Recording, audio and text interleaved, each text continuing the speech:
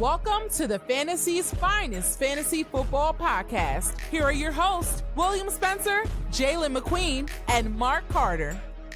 Woo-wee. It feels so good to be back behind the mic and behind the camera once again. For those just tuning in, welcome to the Fantasy's Finest Fantasy Football Podcast. For those who don't know, my name is William Spencer, and I am the host of the show. I'm flying solo today. Mark and Jalen are not here, but that's okay because I got you guys covered. We are starting a brand new season, and with a brand new season, you know, you kind of have some logistics you got to work out. You know what I'm saying? You got to make sure everything is right, and now is the time to get things situated with the podcast. It's great to be back behind the camera, like I said before, and part of it is because, like, it sucks when you have to replace a bunch of stuff. I had to get a new mic. I had to get a new camera. I had to get a new laptop computer. My old one was just not hacking it anymore. And when everything went to Windows 11, yeah, I was starting to get them notices like, hey, you might want to upgrade your computer because Windows 10 is shutting down. You're not going to get any more support. And I didn't know that that's what was affecting being able to record for video. I know I wanted to do video podcasting in the future, and I guess it came a little quicker than I was prepared for because everything else was not working. I had all my equipment. I had bought a new camera before. I had to switch my laptop, right? So just having to update some things and get everything situated, but now I'm back. I'm back, and it's good to be back. It sounds crispy on the mic, so just things you gotta take care of. But I won't be too long-winded. We gotta get this show rolling, and of course, we gotta talk about free agency 2026. We got to see some players move around per usual, but we always gotta take inventory of what's going on in free agency as it kicks things off to start the fantasy season to get ready for the new off season. And these new locations, these players that have been moved around or they left former teams, now we get to reevaluate what potentially new fantasy value they have in their new spot. So in this episode, we're going to be talking about the 2026 free agency winners from this period, and we're going to get into that a little bit later. But I do have some house cleaning to do before we jump into the episode. So I've preached, if you listen to this podcast before, I've preached about being consistent, and that's one of the things that I feel like the podcast struggles with. And I'm just being honest, you know what I'm saying? Because, if I could do this full time and I have to get up and go to work and do this full time and get paid, dog, you don't know how fast I'll be quitting my job right now. But, reality is not that. Got a family to take care of, got a wife, got kids, the whole shebang. So can't always put in the time that we need to, or that I need to do the podcast. And, my co-hosts got lives of their own. So I always try and tell them, don't sweat it if they can't come on. The seats are always there because the reality is they got lives. My man Jalen, he got 2 kids. Mark is single. He doing his own thing. He rolling around doing Comic-Cons and all of that stuff. So I'll never be on my guys' back like, oh man, y'all ain't coming in to record and all this stuff. I shoot them a message. If they can come on, more power to them. I always appreciate them, giving up their time to be able to record with me. And then if they can't, man, it is what it is. I'm never going to be mad at my guys for not being able to come on and record. So I always try and put that out there to them to make sure that it is real. I never want them to be like, oh man, or be ducking me in our group chats like, yo, it's never going to be like that. So because of that, being consistent is very important, because in order to grow an audience, you have to show the people that are willing to give you their time to listen, consistency. They have to be able to know that, your show is going to be here on this day and this day and this day, and they want to be updated, not just through social media. If they're following, like if you're following the Fantasy's Finest on social media, that, believe me, that's cool, but we got to be consistent across the board. So that's the things that I'm working on this season to make sure that the podcast that our social media accounts, everything is on the level so that I can help you win your fantasy leagues. And I've gotten, some feedback about being helpful and all that, but I want to be able to continue to do that. So in order to do that, I got to be organized. So I worked out a schedule for this season for both the Fantasy's Finest podcast, that's our long-term show, and the Blitz, which is our short-form content, which is the podcast for 5 minutes or less, and it's generally around that. So working out a schedule is important. So what I got for you this year for 2026 and hopefully beyond, we're going to stick to this schedule. So for the off season right now, we're only going to do 3 shows between both episodes. So the Fantasy's Finest podcast will have a new episode every Tuesday. And then once the season begins, we'll do every Tuesday and every Friday. So it'll be 2 episodes for the Fantasy's Finest podcast once the season gets underway. And for the off season, we're just going to do 1 episode until then. And then the Blitz, I have to admit, I had lofty goals. I wanted to do a everyday podcast for the Blitz since it's only 5 minutes. But like I said before, when you have a family, you got 2 boys that are always running around the crib and, trying to get into stuff. And then you got a wife you got to take care of. You just can't dedicate the time it takes to prepare to do all of that. And I got other responsibilities too. So I had lofty goals. I wanted to do an everyday podcast, but it was just like, it's not working. And I felt like the show was suffering because of it. Being inconsistent, dropping a podcast here or there, and being at random, it just doesn't really work. So for the Blitz, it's going to be every Monday, Wednesday, and Thursday once the regular season starts. And then we'll do 2 episodes for the off season, which will be every Monday and then every Thursday. So Monday and Thursday for the off season, 2 episodes a week. And then once the season gets started, we'll do Monday, Wednesday, and Thursday. So that's the schedule for the Fantasy's Finest, the podcast, and the Blitz. Also, I want you guys to check out the articles on thefantasysfinest.com. I'm working out a more consistent release for articles every season, and I think every Tuesday and Thursday might work the best to see new articles. The podcast episodes will be also uploaded on there. Of course, you can always follow the episodes, or you can follow the podcast on whatever podcast platform you listen to. Apple Podcasts, we're there. Spotify, we're there. iHeartRadio, we're there, and a few others. So wherever you listen to podcasts, we're there. And you can also check out both episodes or both shows on the Fantasy's Finest YouTube channel. That's constantly growing. We're trying to get to 1,000 subscribers on our YouTube channel. This season, the last time I looked, we're at 745. So we're getting some momentum, but always encourage people to check out the YouTube channel. There's more content over there. We're trying to get more engagement and stuff. So we're going to be posting more content on our YouTube channel too to get that going. And hopefully we'll be able to get to 1,000 subscribers this year. And I also want to do some more live streaming. So I'm thinking right now, maybe every Tuesday is probably the day that we'll do live shows or, Q&As and stuff like that, trying to get some feedback from our audience. If they have any questions, fantasy questions, that'll be the time to do it. If I can do one more day out of the week, I will. But of course, I'll update you. And that's another thing. Gotta be more consistent with updating the audience on what's going on. Whether it's 5 people, 20 people, 100 people, they still gotta know what's going on with the show. And you lose an audience when you're not consistent like that as well. So communication is key. And I promise this season I will try to do better with being more communicating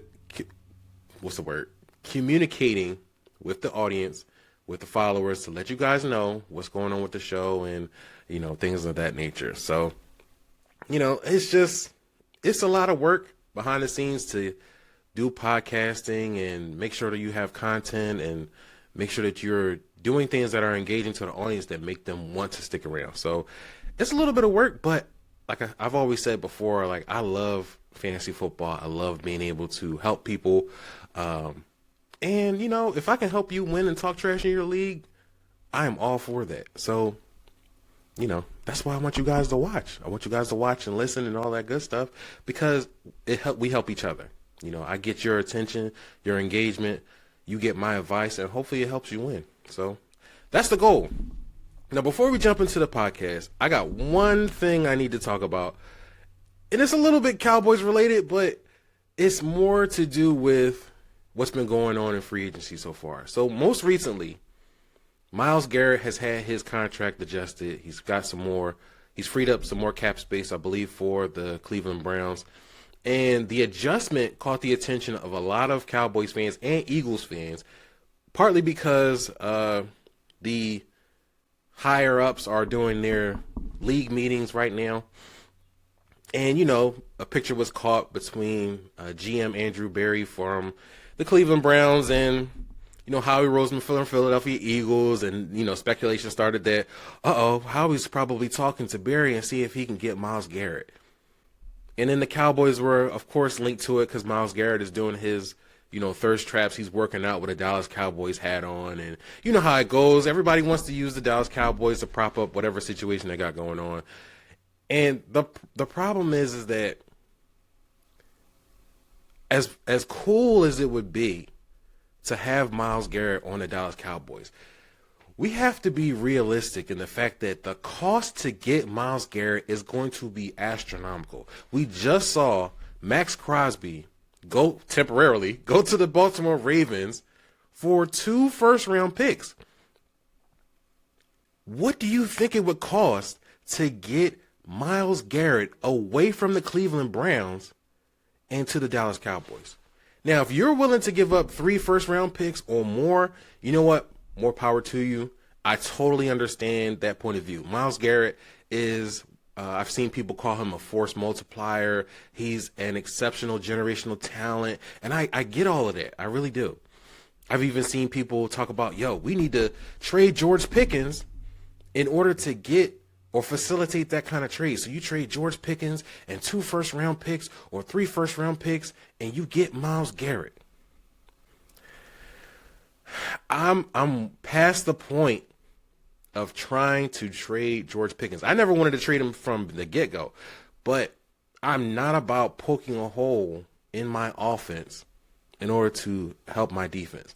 One move the Cowboys could have did, they could have went after Trey Hendrickson. Now, if you haven't been paying attention to that whole situation with the Baltimore Ravens, brief on that note, the Ravens were talking to Trey Hendrickson while they were trying to get the deal done with the Raiders and Max Crosby. And they ended up backing out of the Max Crosby deal and then signing Trey Hendrickson maybe hours after they announced that they were backing out of the deal with the Raiders. It looks fishy. Admittedly, it looks fishy. It doesn't look right. It doesn't pass the smell test. But it's what happened. Could the Cowboys have gotten, or at least gotten a chance to talk to Trey Hendrickson at the rate that they did, that the Ravens moved on Trey Hendrickson? Probably not. But that would have been an option that if I'm the Cowboys, I would have tried to get. I would have tried to get that done. But, with the amount of capital it would cost to get a Myles Garrett, you're better off keeping those 2 first-round picks and addressing your needs on the defense through the draft. You need youth to come in and be able to start. And the Cowboys haven't been able to get that out of their first-round picks if they're on the defensive side of the ball. So, believe me, I understand wanting to get Myles Garrett, and as a fan, you should be able to do or feel however you want. I'm never going to discount that. But sometimes we got to look at the reality of the situation. The Cowboys weren't going to be a one player away from turning their defense over from the 32nd worst to a top 10 unit with Max Crosby, or, for being realistic, Myles Garrett too. They just got a lot of work to do. And if we can get a marginal defense this year, that would be great. But I don't know, giving up the farm, even for a guy like Myles Garrett, I'm just not with it. And then potentially trading George Pickens or trying to throw him into a deal to get that to work. Nah, I'm not with that. I'm not with that at all. But, if you're listening or you're watching, let me know how you feel. Would you trade 3 first-round picks, or would you trade George Pickens and 2 first-round picks in order to get Myles Garrett. Tell me why. Tell me why not. In the comment section or wherever you're seeing this. If this is clipped, you know what I'm saying? Let me see. Let me know what you think. But we got a ton to get into with this episode. We got to talk about the free agent winners. We also got a lot to cover in our news and notes segment. So, of course, let's get into it and start off there. News and notes from around the NFL. News and notes from around the NFL. So we got a lot of mixed stuff, some old, a little bit of season on it, but we got some old stuff, some new stuff. So let's get into talk about it. First up, the Chiefs re-signed tight end Travis Kelce to a 3-year, $54.7 million contract. Some areas or some sites have it at $57 million. Now, in reality, this is still a 1-year, $12 million deal. A large majority of the money does become fully guaranteed. I think it's about $40 million according to Mike Florio. It's going to be $40 million in 2027. So the Chiefs have to make a decision if they're going to keep Travis Kelce. Matter of fact, it's more along the lines of if Travis Kelce wants to keep playing with the Kansas City Chiefs or in the NFL overall, the move will allow some wiggle room that they can readjust the contract. If Travis Kelce decides that he wants to keep playing or retire, as a Kansas City Chief. So they have, essentially taken care of Travis Kelce and allowed him the freedom to be able to make that decision after the 2026 season. So, Travis Kelce, he's still a solid tight end. We saw his numbers drop a little bit. Defenses are really looking at him to take him away, as Patrick Mahomes, one of his favorite targets. But one of the things that is not being highlighted enough is Eric Bieniemy and his return to the Chiefs as the new offensive coordinator. And I'm going to get into a little bit of that with one of our guys, probably a little on the nose, but, Eric Bieniemy's impact on the offense for the Chiefs has not been highlighted enough as it is, to me, in my opinion. So we'll get into that a little bit more, but I think that combination of Eric Bieniemy returning, Travis Kelce being under that new offensive coordinator or a former offensive coordinator that really got the most, or it seemed like it got the most out of Travis Kelce during his tenure, I like that combination. So hopefully we'll get to see that come to fruition during the season. Now, another note, ESPN's Adam Schefter said that the Jaguars have no interest in trading Brian Thomas Jr. They've said on record that they want to keep him. They want to get him more involved in the offense, and hopefully we get to see that. The problem is that he did trade for Jacoby Myers last year. Parker Washington kind of came up out of nowhere and asserted himself as like the number 2 option for the Jaguars. So it kind of left Brian Thomas out in the cold. Liam Cohen stated that he wants to get Brian Thomas Jr. more involved. We saw what he did in his his rookie season with the Jaguars. He was fantastic. So hopefully Liam Cohen gets him more acclimated into the offense. It's probably going to come at the detriment of Parker Washington. Brian Thomas Jr. is just too good of a wide receiver to kind of get left out in the lurch. Jacoby Myers is going to be that wide receiver 1, that sure-handed guy. But Brian Thomas as a deep threat, hopefully gets a few more targets this season. I hope he gets to bounce back this year. The other note is that the Jets have been trying to trade for Brian Thomas Jr., and apparently he's not the only wide receiver that is in their crosshairs. Quinton Johnston has been rumored, Rashad Bateman, Dontavian Wicks. All of these wide receivers have been rumored to be on the trade block, or at least garnering attention to be traded. The Chargers have a few wide receivers that they could potentially move on from. Keenan Allen is a free agent, so you still have Ladd McConkey. They drafted Trey Harris, and I'm forgetting the third wide receiver they had, but Keandre Lambert-Smith, they have him as well. So they have 3 wide receivers that they could throw in there, possibly making Quinn Johnston a trade option. Rashad Bateman, he's with Baltimore. I personally don't see why would you trade for Bateman, but he maybe on a different team when he has a larger role in offense, maybe that's probably why. But I've never been I'm not going to say never. I just haven't been crazy about Bateman over the last couple seasons because, he was touted to be a good wide receiver and, in the offense that the Ravens had prior to, John Harbaugh's departure wasn't really passer friendly. Dontavian Wicks, the Packers got every wide receiver under the sun over there. It's about time they've given up one of those guys. Romeo Doubs left from free agency, so that kind of clears up some of the logjam, but you still have Jaden Reed. You still have Matthew Golden, who's going into his second year. Christian Watson. They drafted, 2 more wide receivers last season. They got every wide receiver over there.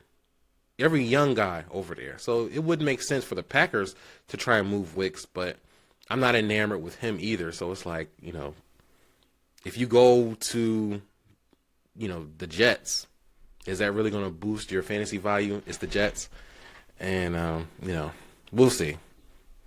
I wouldn't draft him if he's over with the Jets. I'm sorry, I'm not touching Wicks at all. NFL Network's Tom Pelissero believes that Stephon Diggs may have to wait a little bit in free agency, possibly after the draft to see where, the new rookie wide receivers, where they land at. There's a few guys that'll probably be going inside the top 10 to the Jets because they picked number 2. So it would make sense for them to go after a wide receiver if they don't target a quarterback. But, Stephon Diggs, I think he can still play. And depending on the quarterback, he can play at a higher level. He was over 1,000 yards last year with Drake May. They kind of lean more towards the run under Mike Vrabel. Makes sense. But Stephon Diggs still has some gas in the tank to me. It all depends on their landing spot. I hope that these guys don't chase whatever bag that they can get just to get back in the NFL because they're still guys like Stephon Diggs, and if you consider DeAndre Hopkins not washed, they can still play, but they have to get into offenses that cater to them being able to catch the ball, more passing volume, have them involved in the offense, etc. So, the landing spot is key for guys like Stephon Diggs and even more so like DeAndre Hopkins and Tyreek Hill. Hopefully we'll get to see them land in some spots that'll be beneficial for them for fantasy football.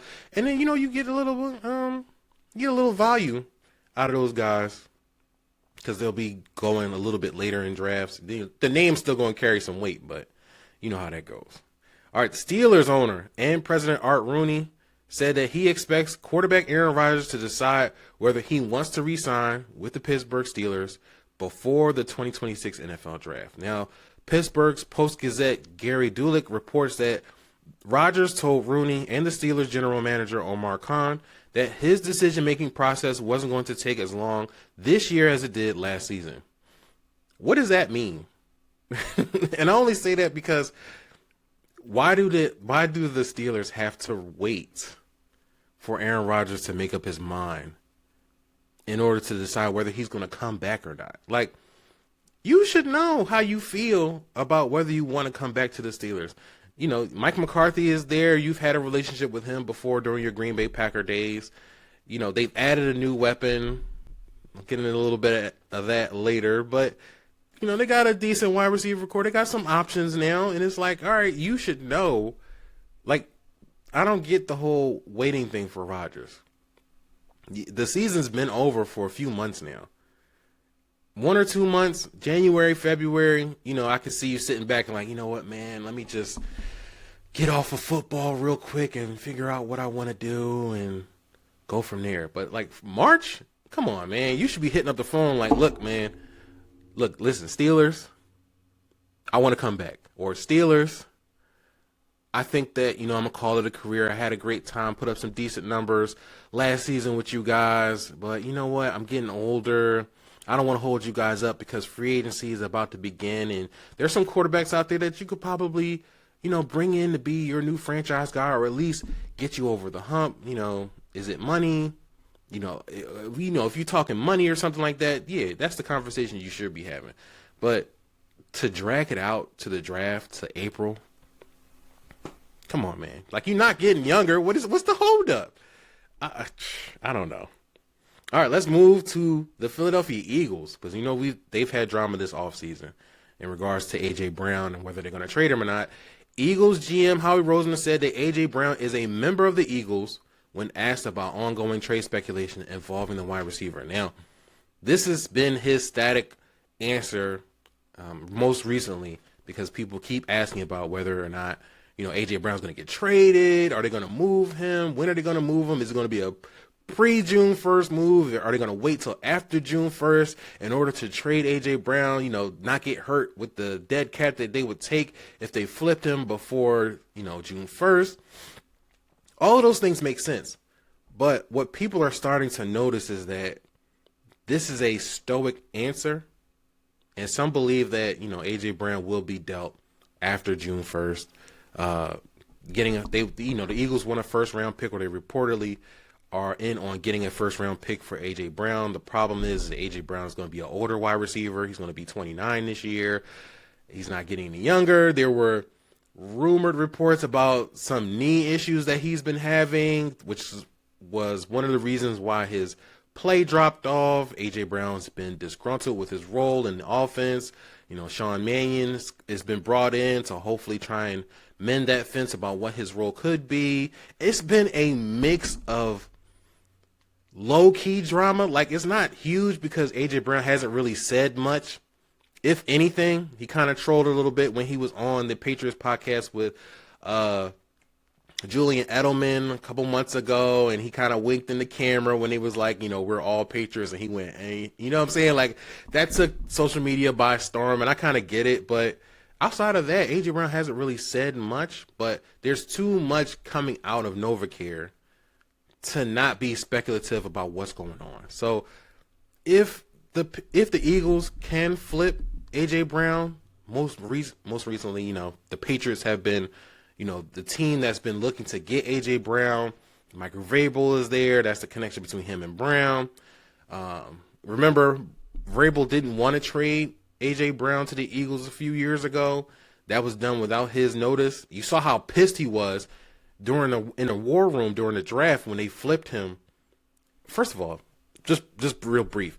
You traded, and I said this before, you trade AJ Brown to a team that you play in the season, and you weren't worried about getting fired because you knew he was gonna cook y'all. Like, that is poor GMing right there. The former Titans GM deserved to get fired for that. You do not trade a player that you're going. At least I wouldn't. I'm sending you somewhere. If I'm sending you to the NFC East, I'm not sending you to a team that's on the schedule because I don't want to see you. And then he came back. He had a monster game. Why would you do that? So he deserved to get fired. I think he got fired right after that game too. He was like, "Yo, don't even get back on the plane to go from Philly."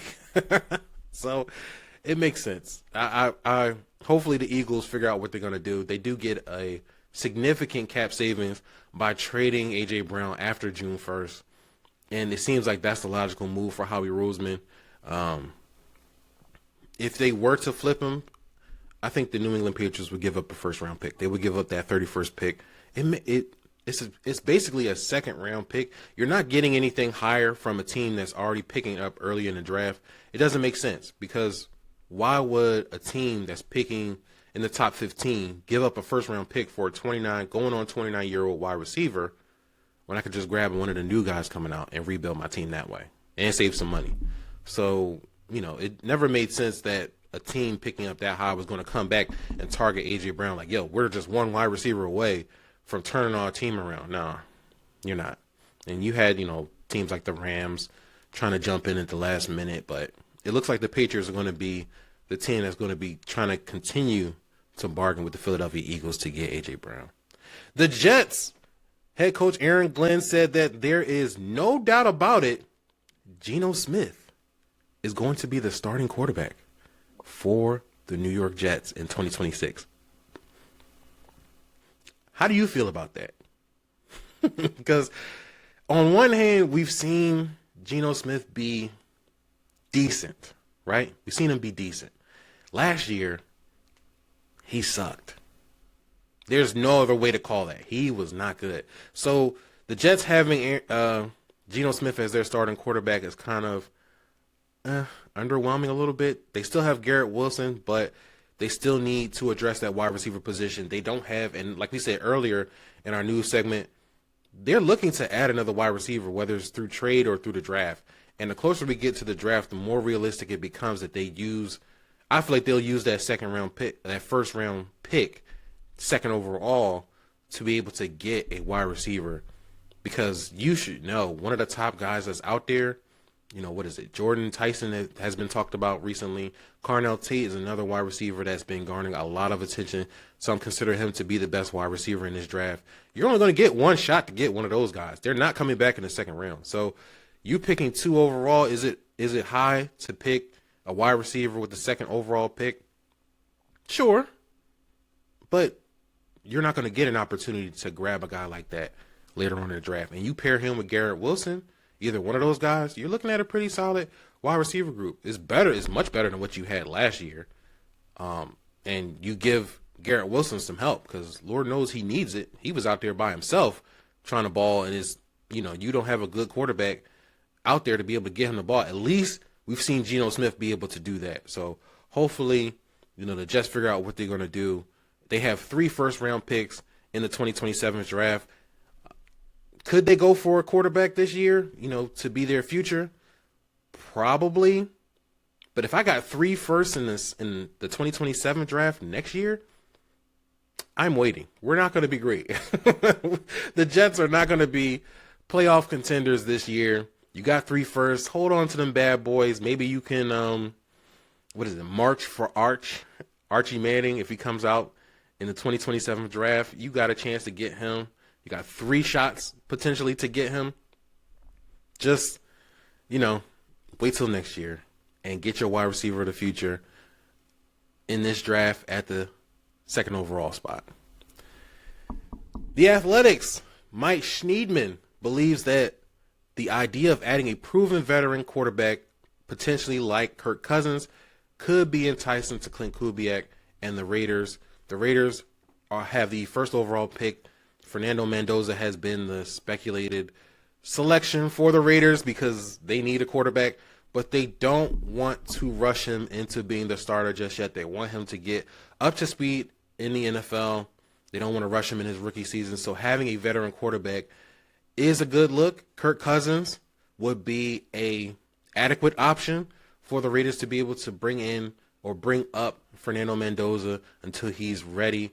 The only thing that's an issue for fantasy is that if Kirk Cousins is going to, let's say Kirk Cousins is the guy, they bring him in, he becomes a starter, and then 6-7 weeks into the season, they make the switch.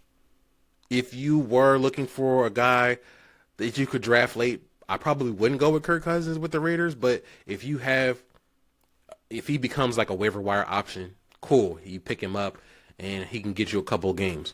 But if they make that switch, that changes the dynamic of what those skill position players are affected by. So they could go from here with Kirk Cousins, and then from Fernando Mendoza, they could drop down, and it kind of hurts their value. Ashton Genty, Brock Bowers, maybe one of the wide receivers, finds his talent under Kirk Cousins.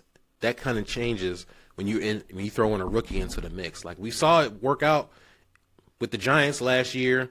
Russell Wilson started, for a couple of games, and then Jackson Dart came in. He had a pretty solid season. He was one of the better quarterbacks, despite not throwing the ball a ton. But we did get to see Jackson Dart be efficient with his pass attempts, and he was a great runner. So we got fantasy production out of that. Kirk Cousins is not running anywhere, and we don't know what Fernando Mendoza can do. He could have a equally impactful season in his rookie year once he comes in like Jackson Dart, or he could flop and it could not be a good situation, and it could hurt those guys that you're targeting. And 2 of them, Ashton Genty and Brock Bowers, are going to be highly drafted players. So that's just something to consider when you're looking at the teams that you want to, pull skill position players from. The Browns general manager, Andrew Berry, he's back in the news again, of course, said that running back Quinshon Judkins should be able to participate in some form or fashion this offseason. They're expecting him to be a full participant in training camp, which is kind of around July, late July. So hopefully he'll be back being able to go into a full workload or full participation as we get closer to the offseason training program and training camp. And the Chiefs head coach Andy Reid declined to put a timetable on Patrick Mahomes' return, Mahomes has stated that he wants to be back by week 1. He tore his ACL late in the season last year, but he's already been back throwing just 102 days after his recovery. There was a video going around on social media about, Patrick Mahomes being in the Chiefs facility and throwing the ball. He looked good, but you could definitely see that he's still in recovery mode, which is still impressive to be able to do that in such a short notice. But remember, or if you didn't see the report, he got surgery. He got hurt. I think he got hurt Sunday. And then by Tuesday, Wednesday, he was already in surgery. Like he was not playing around. Mahomes, you got to give it to a guy who was not waiting on, or he didn't have to wait to get surgery. He got that bad boy done. And then hopefully his timetable based on recoveries from torn ACL injuries, it'll probably put him just at week 1. They might keep him out because remember they did trade with the New York Jets to get Justin Fields over there, so he could start for the season, and then you probably bring in Patrick Mahomes once you feel like he's ready enough to become the starter once again. Andy Reid also mentioned that Patrick Mahomes has been in the Chiefs facility 7 hours a day trying to work back to get ready for the start of the season. So that's very impressive. That's very impressive for Patrick Mahomes. But that'll do it for the news. Now let's get into my winners of free agency for 2026. If I invited you to lunch, I think you're a winner. If I didn't, I don't. But I just met you all. Life is long. Opinions change. Winners, prove me right. Losers, prove me wrong. All right, so to get things started, I figured, we get some of the obvious names out of the mix, but Mike Evans is one of my favorite winners for free agency. I did not think that he was going to leave Tampa Bay, but if he did, I had Mike Evans going to the Buffalo Bills. Before the Bills traded for DJ Moore, did not see that coming. I was hoping that DJ Moore was going to get traded because that would free up Rome Odunze, Luther Burden, Colston Loveland. They would elevate because DJ Moore is no longer there. They take that target share and they spread it out between those 3 guys. But I didn't see him going to the Buffalo Bills. So with Mike Evans, now he's gone to the 49ers. He signed a 3-year deal worth $42.5 million. But here's the thing. Mike Evans took less money, per several reports, including Kyle Shanahan speaking on it. He took less money to go to San Fran than to stay in Tampa Bay. Is that a slight on Baker Mayfield and the Bucs? Is that a slight? Just a little speculation because it's like, you've been playing with the Bucs forever since your career, since being drafted. And now you don't want to stay with Baker Mayfield? I don't know, just throwing it out there. But Mike Evans landing with the San Francisco 49ers is a great spot for free agency, especially for wide receivers, because the Niners are trying to revamp their wide receiver core. Brandon Ayuk, he spoiled his reputation or his relationship with the 49ers, so they're trying to get rid of him now. Most recent reports stating that they're trying to get something for him via trade. They're trying to get a 7th-round pick. It's kind of silly considering the fact that, 7th-round picks don't always work out. And, of course, you did work out well with Brock Purdy. Why did I say Brandon? But Brock Purdy, it worked out. But, how often does that happen? But they want to get something for Brandon Ayuk. And it's given a little petty, holding on to Brandon Ayuk after you said that he was going to be gone. The relationship is done. We don't want him around here no more. And then you're holding him hostage. But on the flip side, I kind of get it too. So it's not a bad, it's a mixed thing. I have mixed feelings about it. They should probably just let him go and, move on from the whole situation.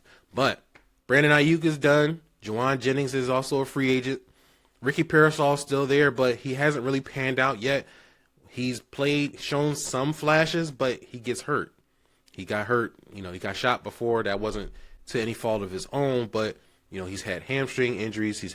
I believe he's had knee issues too. So he's had to deal with injuries so far in his NFL career. So the 49ers needed to grab another wide receiver that they can help or give to Brock Purdy in order to help that offense when they just don't rely on Christian McCaffrey, to carry the mail, as it were. Now, the situation itself is great for Mike Evans. He comes in as the surefire wide receiver 1. Last season, he was still being drafted as a top 20 wide receiver according to fantasy data and their ADP chart. And one thing to note, that the San Francisco 49ers have a lot of volume left over with all of those guys being in limbo, as it were. Juwan Jennings hasn't come back yet. And Ricky Parasol hasn't been really featured in that offense. So Mike Evans comes in. He's the new wide receiver number 1. They did bring in Christian Kirk, who's probably going to be the wide receiver 2. So that's your tandem right there with those two guys. But the 49ers finished 10th in passing yards. So they finished tied with 10th with the Chicago Bears in passing attempts. Not yards, passing attempts. 574. So there's plenty of volume to go around with Mike Evans to be able to generate some fantasy value. If you're leery about his injury history, that's totally understandable. Mike Evans and them hamstrings, man, every season is always something. He misses a couple of games because of hamstring injuries. So hopefully in a new spot, maybe that San Francisco air can work its magic and keep him. Yeah, probably not, because everybody seems to get hurt in San Fran. Everybody gets hurt in San Fran, man. It's something about being over there. But hopefully it doesn't affect Mike Evans and he's able to produce in San Fran. But the target share alone is something that's beneficial for Mike Evans and his fantasy value. Another thing to consider is that one of their bigger targets in George Kittle, the tight end, he's out with a torn Achilles. He got messed up during the wildcard game against the Philadelphia Eagles. Now, he's trying to get back for week 1. Realistically, reports have stated that it's more realistic for him to be able to come back in week 5 or beyond. That will put him at his 9-month recovery period for the torn Achilles. The question, though, is even if he comes back early, will he still be the same guy? Or, being off that long, you're not being in OTAs, you're going to miss training camp. You got to shake off that rust. So even if he comes back in week 5, can he still be the same player that fantasy managers would invest in if he was healthy? That's a big risk. Personally, I'm probably avoiding George Kittle. Even if I can get him as a steal and stash him, I think I'm going to have to take him too high where I can go and pivot to another option. But that does free up more targets for Mike Evans. That's more options in the red zone, or more targets in the red zone for Mike Evans to benefit from, even if it's over the first month of the NFL season. But like I said, there's plenty of work to go around. Mike Evans is being paid solid money. It's not like top 5 money, but it's significant enough where Mike Evans is going to be the wide receiver 1, and it's not, there isn't any doubt in that. And like I said, he took less to be with San Fran. San Fran is definitely going to be using Mike Evans as their featured wide receiver. No more Brandon Ayuk. Juwan Jennings is still in limbo, free agency, and Ricky Parasol hasn't done enough to be locked in as a surefire option. So Mike Evans comes in. Who else is around there that's going to take off, targets away from Mike Evans? So that's a beneficial thing. And you always got to look for opportunity when it comes to fantasy football. If they have opportunity, they have targets, and they have an adequate quarterback, that should be a guy that you should be looking to get for fantasy football. Now, Alec Pierce is another wide receiver who was supposed to hit free agency, but the Colts was like, we're going to keep you, buddy. You're not going anywhere. They hit him with the franchise tag. They worked out a long-term deal.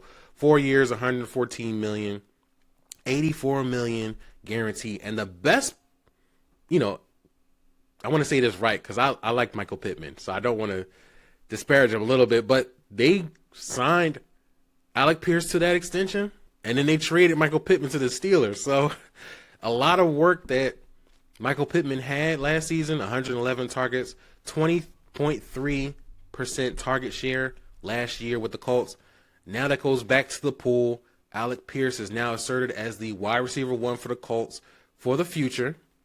Now he has more work, more opportunity to be able to produce at a high level. Now, there was a post by Sleeper, and the question was, is can Alec Pierce be a top 10 fantasy wide receiver in 2026? My belief is that the potential is there. Like I said, he's got the targets. He's got the role. He's the wide receiver 1 for the Colts. Daniel Jones has returned. He's going to be the starting quarterback for the Colts. They signed him under a new deal. That rapport is there with him and Alec Pierce. One of the rumored deciding factors for Alec Pierce to stay there was if Daniel Jones was going to come back. But I think that there's still a lot more talent ahead of Alec Pierce. You know, Justin Jefferson gets Kyler Murray. That could work out and put him back in wide receiver 1 position. CeeDee Lamb was another wide receiver who had a down season of sorts. Wasn't very productive consistently, or not top 10. You were drafting him as a top 10 wide receiver, and I think he finished a little outside of that.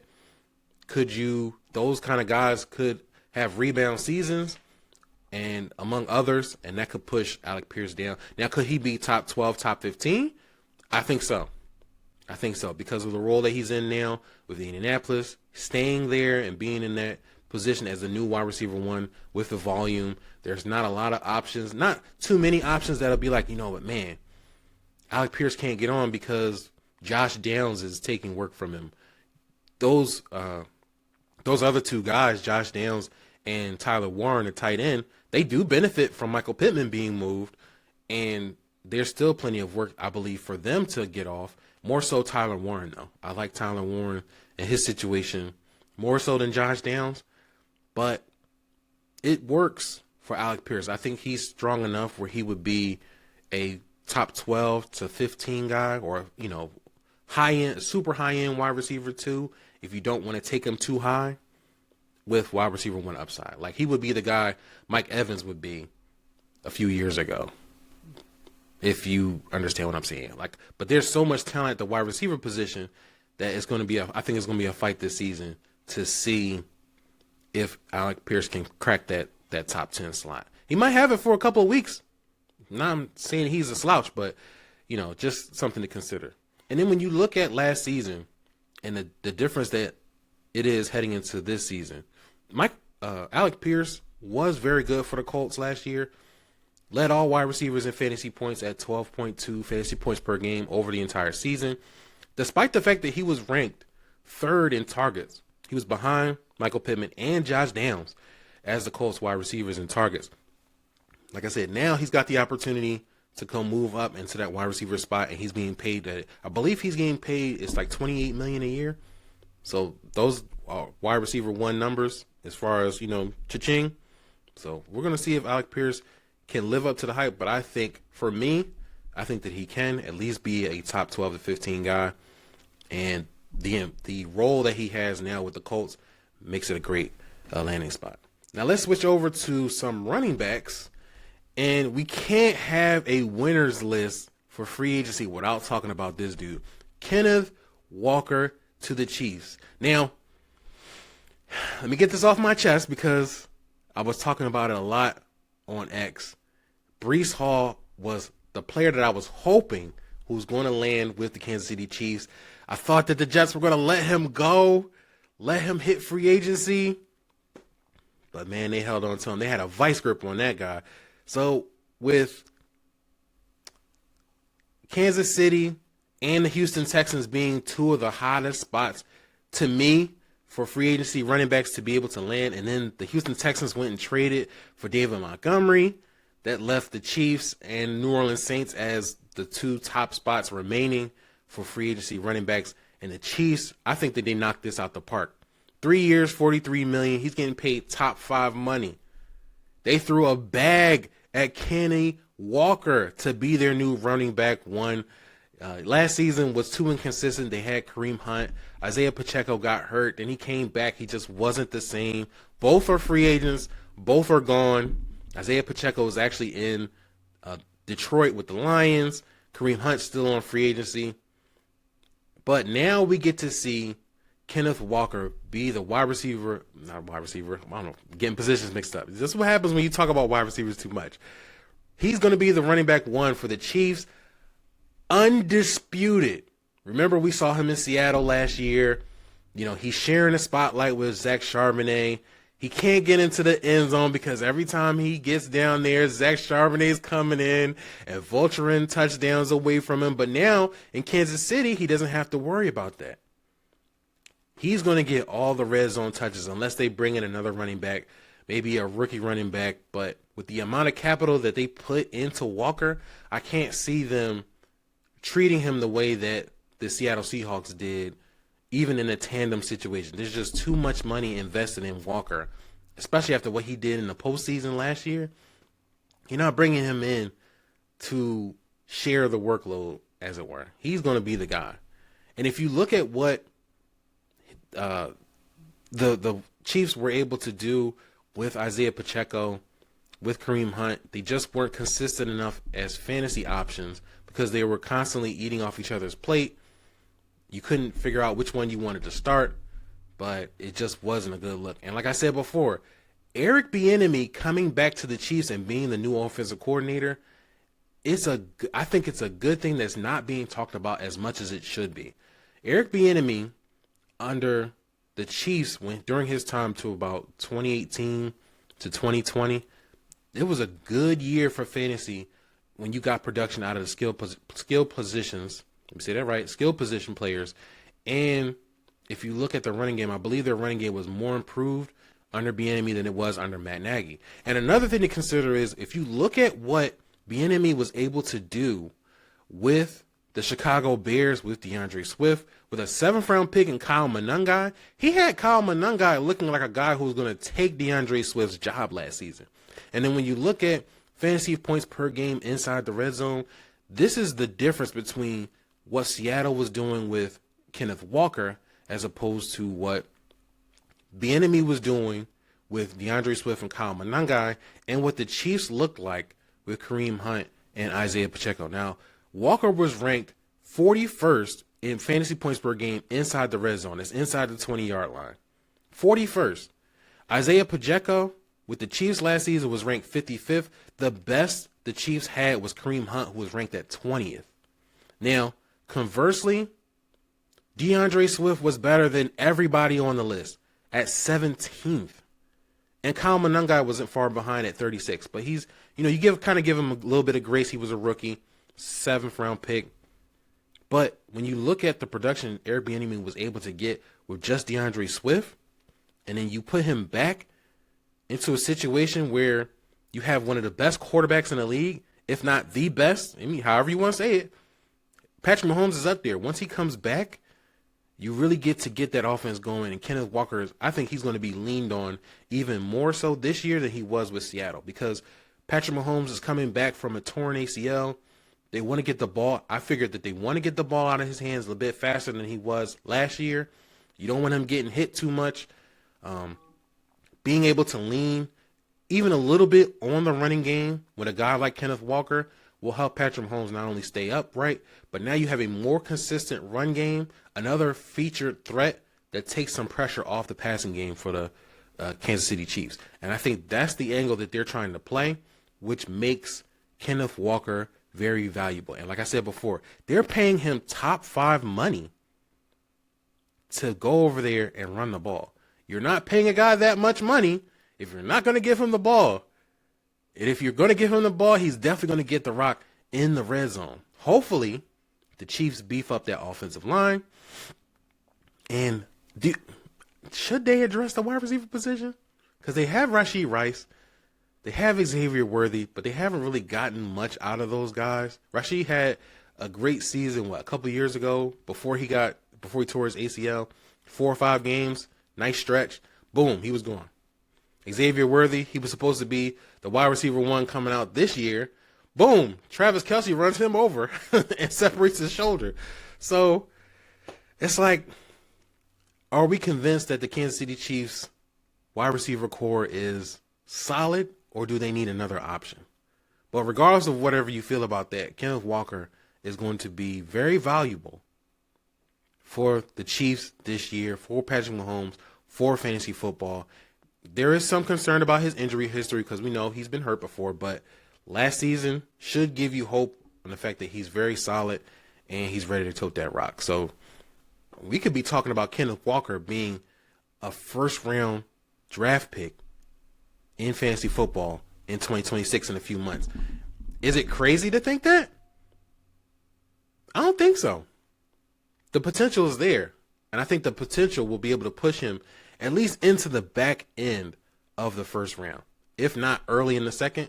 And I'm hoping, man, he falls under the, early second round, late first, because getting him on the swing, oh man, getting like Saquon Barkley and Kenneth Walker in the back of the first, if it falls that way, oh yeah, I'm definitely doing that. I'm pulling the trigger on that. That would be great. But we'll see where his fantasy value ends up putting him. If he's in the first round, I can't dispute it. Like I said, the potential's there. I'm trusting the Airbnb to lock that down, and this is a great landing spot for Kenneth Walker.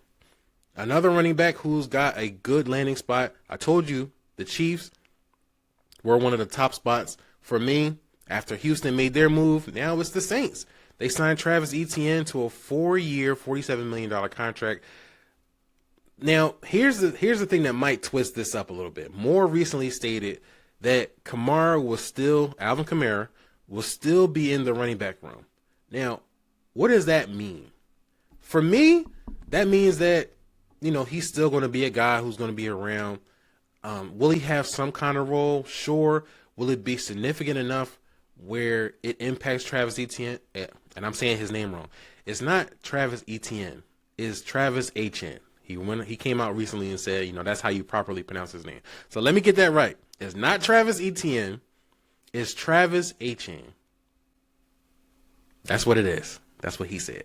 But I don't think Kamara is going to have a significant role where it's going to impact Etienne as much as it has, or as it could be this season.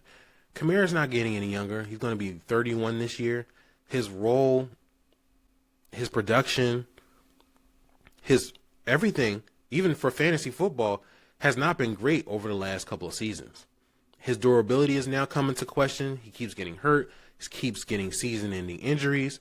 There's a reason why the Saints went and added another running back to help bolster that offense. Kellen Moore's offense generally works with running backs. We've seen it in Dallas. We've seen it with the Philadelphia Eagles. We've seen it kind of with the Chargers, but they have some other stuff going on. But Kellen Moore's offenses are running back friendly. Etienne coming into this system where there's a lot of targets, there's not a lot of pass catchers outside of Juwan Jennings and Chris Olave, who's trying to get extended with the Saints. So he's still going to be their top wide receiver. There's plenty of volume to go around, but they don't have a number 2 option at the wide receiver position so far. They could draft one. I think they pick inside the top 10. I think it's like 8. They pick 8th this year. They haven't addressed the wide receiver position during free agency.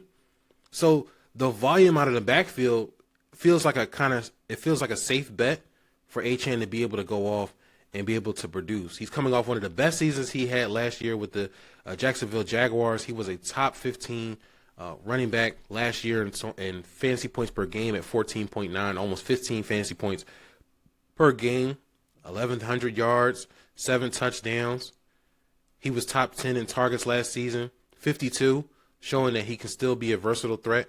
He did have a down year, but the year before, but this was a great bounce back for Travis Etienne with the Jacksonville Jaguars. It caught me off guard. I'm not even going to sit here and lie to you. I definitely thought Basul Tootin was going to come in and be that guy with all the trade rumors and speculation about his role in the offense after that down season. And he just came in and took the job. He's like, nah, I'm in a contract year, baby. I'm about to go get this new money, so I got to put on a show. And he did. He did. I thought Basul Tootin was going to come in. That he was going to change roles. Travis Etienne was going to be kind of pushed to the back. They drafted 2 running backs in Basul Tootin and LaQuint Allen. But a lot of people got that wrong. I'll be the first to admit it. I definitely got that wrong. But Etienne with the Saints is definitely one of the greater landing spots. You get a top-end running back landing with a team that needs a running back, that has volume, that has opportunity. So great landing spot for HN. He got paid. Hopefully he'll be able to produce once it's all said and done. Now, the next two guys, right? These two guys are leaving situations where they weren't the running back one. They were behind somebody. And now they find themselves in a situation where they're going to be the top guy. At least my belief is that they're going to be the top guy. And the first one is Tyler Algier. He got traded. He landed with the Arizona Cardinals on a 2-year, $12 million or $12.2 million contract.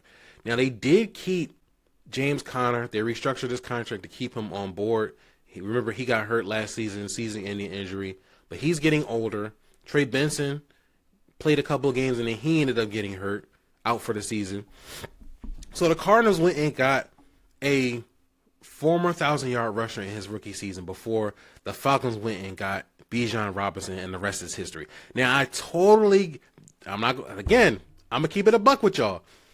I thought that initially the Bijan Robinson move was kind of bad. And the reason why is not because of talent, because Bijan Robinson is like that. I saw his stuff before he was drafted, his highlights, his film, whatever you want to call it. Boy's a bad dude. But I figure, you already have a guy in Tyler Algier who showed you that he can be a 1,000-yard rusher. He can do all the things that, that you want out of a lead running back. But boy, Bijan is on another level. And I totally understand why the Falcons went that route. But now Tyler Algier is in a system where I feel like he's going to be the top guy. James Conner is kind of on his way out. The money's not there. Trey Benson's looking like more of a backup role, which kind of sucks for his dynasty value because you were hoping that Trey Benson was going to be able to put on a show once James Conner went down. He assumed the running back one role. He only played a handful of games at best, and then he was out. So now they're looking to get Tyler Algier to that running back role. Now we'll see if he can be able to perform.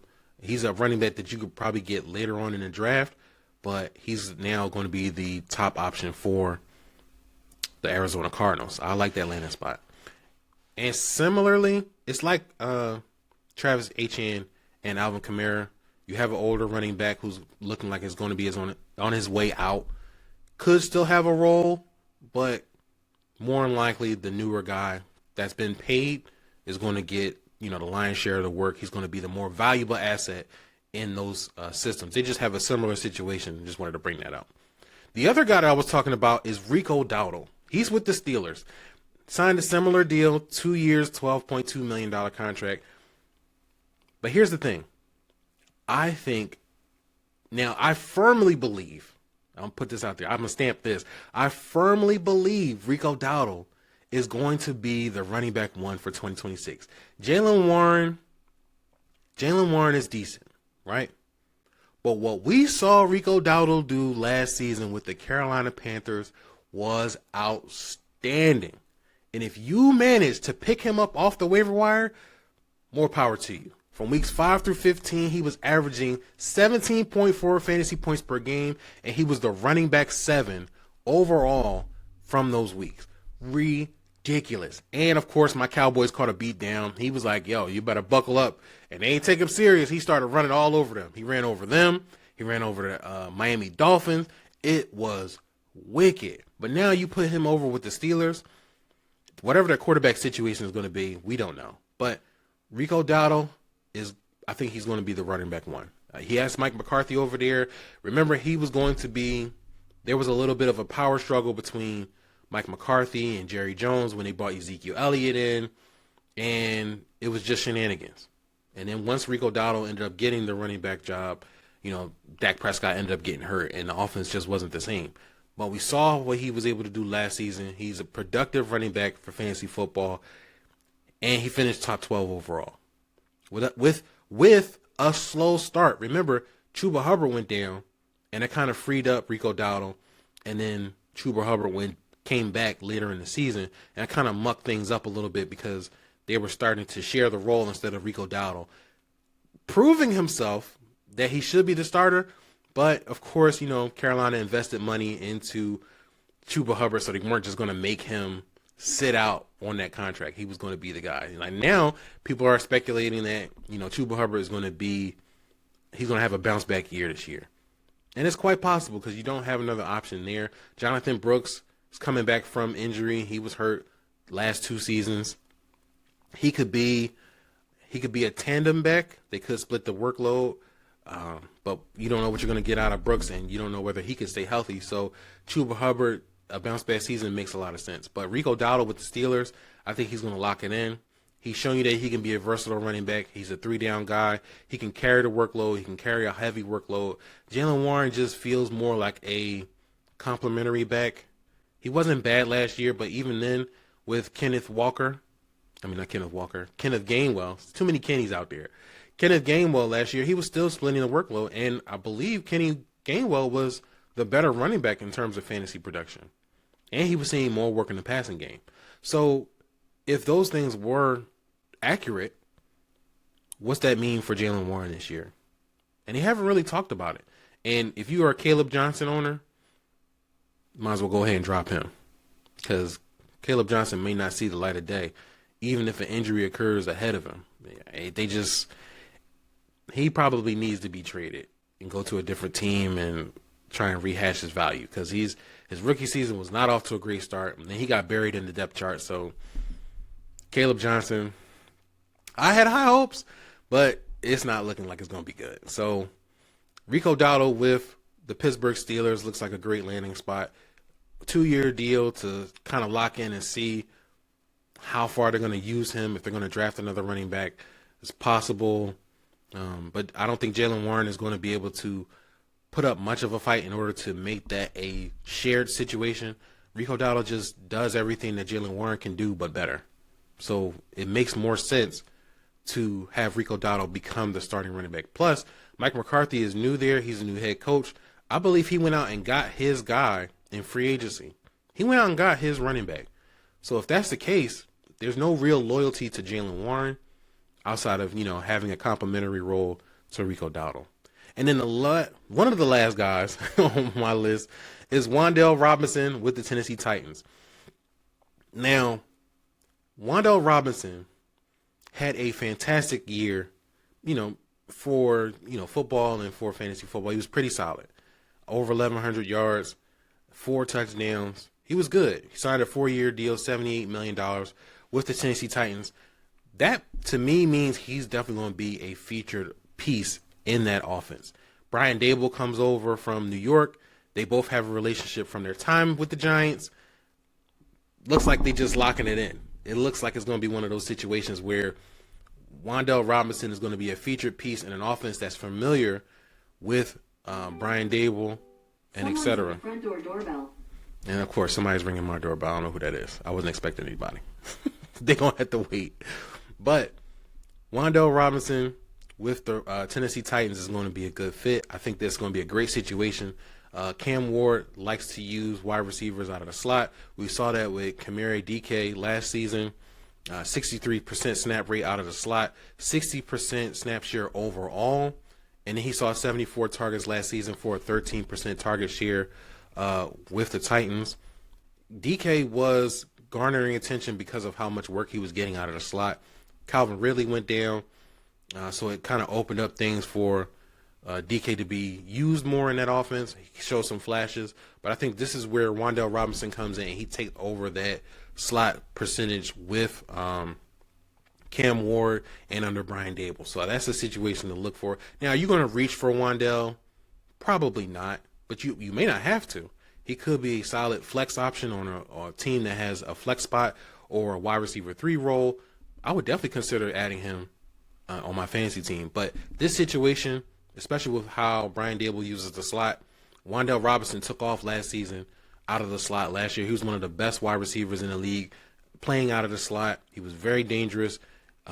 Cam Ward was probably more accurate from what I saw watching his games, more accurate using the slot and targeting Kamari DK as opposed to what he was looking like trying to throw the ball downfield. A little bit inconsistent there, but now you have a surer option with Wan'Dale Robinson with the Titans, and it should be a safety blanket for Cam Ward this season. So I definitely like that spot for Wan'Dale Robinson being one of the winners in free agency. And to wrap it up, what would it be to talk about winners without talking about Tua? Now, I know what you're thinking. Tua sucked last year, of course. Yes, he did. He was very bad. Ended up getting benched for Quinn Ewers. Quinn Ewers ended up biting me behind in one of my leagues, my dynasty league. I was in the championship round. Didn't think Quinn Ewers was going to do anything. And then he dropped 30 on me. He outscored one of my quarterbacks. He outscored C.J. Stroud. I got C.J. Stroud and Caleb Williams. So Tua kind of did me dirty by proxy because he got benched. But he landed with the Falcons, signed a 1-year, $1.2 million contract. He's going to be, I think he's going to be the wide. See, now I'm switching up. He's going to be the quarterback one. Michael Penix is still hurt. He's trying to get back. Of course, like every other person that's got injury or dealt with a season-ending injury, he's trying to get back, in time for week 1. But it looks like Tua is going to be he's going to be the guy that's going to get the work during the offseason program, during training camp. And reports were that the Atlanta Falcons weren't really sold on Michael Penix being that quarterback one for 2026. They brought in competition to see if Michael Penix can keep that role. Remember, he lost his role. We didn't lose his role. He lost out on the season last year. He ended up getting hurt.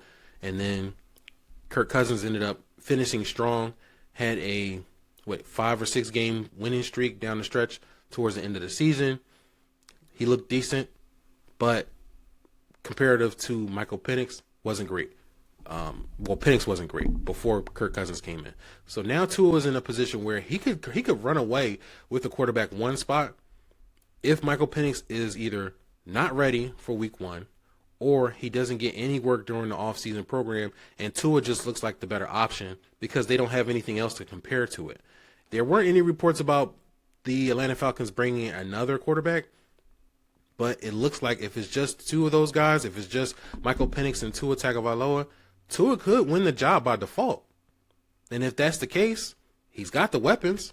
He's got Drake London. They went out and brought in Jahan Dotson, for the whatever's that worth. And they still have Bijan Robinson and Kyle Pitts, who's on a franchise tag. He's got enough weapons to get the job done. So this is Tua's make or break season. This is a year where he can reassert himself as a top tier quarterback or top tier ish quarterback to be able to move on to another system and be able to get a starting job. But this is where it's going to start. And this is a win. I feel like this is a win for Tua to be able to have the opportunity to do that, because anywhere else, it wasn't really looking like he was going to be the starting option. Every other spot was kind of shaky. And then you still had other guys like Kyler Murray out there who ended up getting picked up by the Vikings. If they went that route, it was probably going to be between Tua and Kyler. But I believe also the other thing that was factored in was Tua got released a little bit later than Kyler Murray did. So he was out there. Kyler Murray was out there before Tua to be able to, talk to teams and do all of that stuff. But this is a win for Tua. He just has to take advantage of the opportunity because the Falcons' offense is pretty good. He just has to take care of the ball, which has been one of his weaknesses over the last couple of seasons. And if he can do that, he might take away the job from Michael Penix. And if Michael Penix can't get ready by week 1 or at least participate in training camp, I don't see how you put Penix out there as the QB1 with no work, because you already saw how he was last season. Didn't really run away with the job. He started out as the quarterback 1, but did he look impressive to you? He didn't really look impressive to me. So this is Penix's job to lose and Tua's to win. And with less competition, it looks like Tua is going to be that quarterback 1. I'm saying it now. He's going to be the quarterback 1 for 2026. But what do you think of my list? Are these all winners for free agency? Let me know in the comment section wherever you're watching or listening to this podcast. Leave comments on the YouTube channel. Leave comments on Apple Podcasts, on Spotify, wherever you're listening. Leave a comment because we want to converse, man. We want to talk to you guys. I want to know your thoughts. I'm not just sitting up here talking, thinking I'm right. I might be wrong. Let me know if I'm wrong. I'm not above it, man. Not above it. Let me know if you thought somebody else should be on this list. Just saying, communication. We got to have that. But that'll do it for this episode of the Fantasy's Finest podcast. As always, make sure that you're subscribed to the YouTube channel or wherever you listen to podcasts, because we are there. Hit that subscribe button and enjoy the shows, man. I do this for y'all. You know what I'm saying? Like, this is I wake up thinking about football and fantasy football. So I'm trying to look out for you guys. So make sure that you like, share, and comment on the podcast episodes. And also make sure to be on the lookout for new articles on thefantasyfinance.com. And we got some new things working around. You know what? Funny thing before I close out, I actually recorded this podcast before, but because I'm using a new service now, I wasn't familiar with it. And I ended up deleting the show. User error, man. User error. I wasn't familiar with what I was doing. You know, had to play around with the settings and stuff to get familiar. But, you know, oops, my bad. But hopefully we won't have that issue. And I hope you enjoyed the show. We're going to be back for more episodes this offseason. It's when you get the jitters out and now you get to talk football, you're prepared and everything, man. Everything just works. But that'll be it for this episode, man. I will check you guys in the next one. Hope you enjoyed the show. Talk to you guys later. Thanks for listening to the Fantasy's Finest podcast. Be sure to join the community on Facebook and follow us on Twitter too at the Fantasy's Finest. See you next episode.